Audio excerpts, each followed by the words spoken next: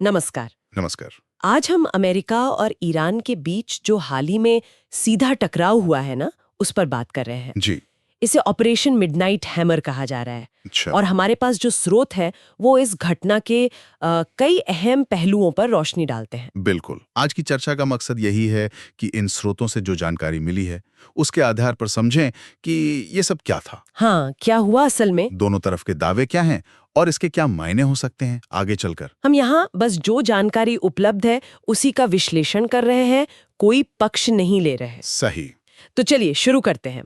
22 जून को अमेरिका ने ईरान के खिलाफ ये ऑपरेशन मिडनाइट हैमर वाला हमला किया। जी। खबरों के मुताबिक इसमें B-2 स्टील्थ बॉम्बर्स, वो जो रडार से बच निकलते हैं, हाँ स्टील्थ, और समुद्र से दागी जाने वाली टोमाहॉक क्रूज मिसाइल हैं, उनका इस्तेमाल हुआ। निशाना थे ईरान के खास परमाणु ठिकाने जैसे नटांज, फोडो और इस्फहान।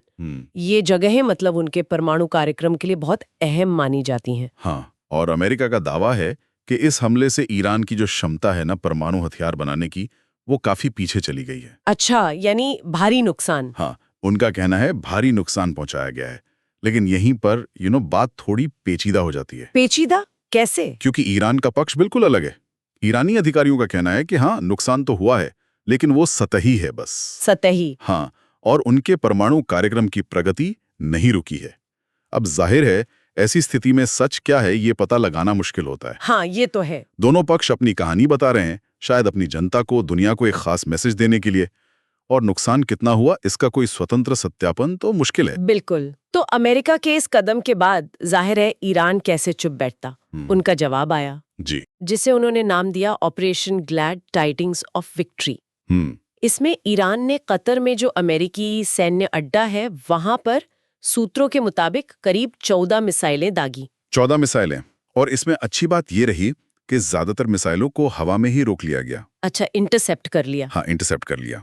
खबरों के मुताबिक कोई बड़ा जानी या माली नुकसान नहीं हुआ, लेकिन इस ईरानी कार्रवाई की सबसे हैरान करने वाली बात कुछ और थी। वो क्या थी? वो ये है कि ईरान ने कथित तौर पर इस मिसाइल हमले से ठीक पहले अमेरिका और मेजबान देश कतर दोनों को चेतावनी दी थी। क्या बात कर रहे हैं? मतलब हमला करने से पहले बता दिया कि हम हमला करने वाले हैं। जी हाँ, सूत्रों का तो यही कहना है। ये तो वाकई बहुत अजीब है।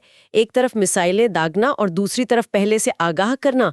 इसके पीछे क्या सोच हो सकती है, क्या रणनीति है ये? देखिए, अगर हम इसे बड़े परिदृश्य में देखें तो ये पूर्व चेतावनी काफी मायने रखती है। ये शायद एक सोची समझी कोशिश हो सकती है कि स्थिति पूरी तरह से हाथ से ना निकल जाए। मतलब एक सीमा में रखने की कोशिश। हाँ बिल्कुल, एक तरह से अपनी ताकत भी दिखा दी और दूसरी तरफ सीधे टकराव से, मतलब बड़े पैमाने के टकराव से बचने की कोशिश भी की। ये दिखाता है कि तनाव बढ़ाने के साथ साथ शायद तनाव कम करने के रास्ते भी खुले रखे जा रहे थे। दिलचस्प है। फिलहाल तो अमेरिकी राष्ट्रपति की तरफ से बयान आया है कि अभी और हमले नहीं किए जाएंगे। तो क्या ये मामला यहीं थम गया है, ऐसा माने? देखिए, अभी कहना थोड़ा मुश्किल है। एक तात्कालिक ठहराव जरूर दिख रहा है, लेकिन एक बड़ा सवाल अब भी हवा में है, जिसका जिक्र कई विश्लेषणों में आ रहा है। कौन सा सवाल? कि अगर ईरान जवाबी कार्रवाई के तौर पर होर्मुज जल डमरू मध्य को बंद करने की कोशिश करता है तो क्या होगा। हाँ, होर्मुज जल डमरू मध्य, वो तो बहुत ही अहम रास्ता है। बिल्कुल, दुनिया का करीब 5वां हिस्सा तेल व्यापार वहीं से गुजरता है। अगर ईरान उसे बंद करता है तो ये वैश्विक अर्थव्यवस्था के लिए बहुत बड़ा झटका होगा। और स्थिति बहुत गंभीर हो जाएगी फिर तो। हाँ, स्थिति कहीं ज्यादा गंभीर बन सकती है। ये एक ऐसी आशंका है जिस पर सबकी नजरें रहेंगी आगे। तो कुल मिलाकर हमने देखा एक अमेरिकी हमला, फिर ईरान का एक कह सकते हैं नपा तुला सा जवाबी हमला जिसमें वो चेतावनी वाली बात भी थी जी। और अब एक अस्थायी शांति जैसी स्थिति है। हाँ, लेकिन ये कहना जल्दबाजी होगी कि ये इस टकराव का अंत है। हो सकता है ये किसी बड़े संघर्ष की भूमिका मात्र हो। सही कहा। आने वाले कुछ हफ्ते या महीने शायद स्थिति को और ज्यादा साफ करेंगे कि ऊंट किस करवट बैठता है। और जाते जाते एक बात सोचने के लिए छोड़ जाते हैं, जो इन स्रोतों से ही निकल कर आती है।